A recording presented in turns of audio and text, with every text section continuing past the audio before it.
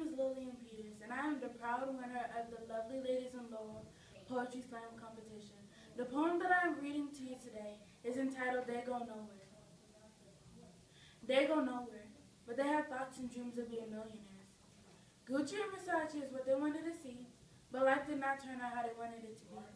They wanted to be rappers, bust out tunes on the street, but they get gang initiated and crave methamphetamine. They get busted with drugs, riding dirty in their car. Now their permanent stage is behind prison bars. They wanted to be singers, bigger than Whitney Houston, but they get pregnant and brown.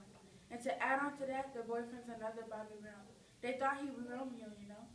But when does Romeo beat Juliet with hard constant blows? This is not to say that they couldn't have made it because they were good. But sometimes dreams are just dreams to unlucky victims of the hood. They stay where they are, expect dreams to find them, but then the streets will swallow you up and there you'll be condemned. You strive for dreams, that is what you do. Because the funny thing about dreams is that they don't follow you. The people who strive will go elsewhere, while the people who wait, they go nowhere.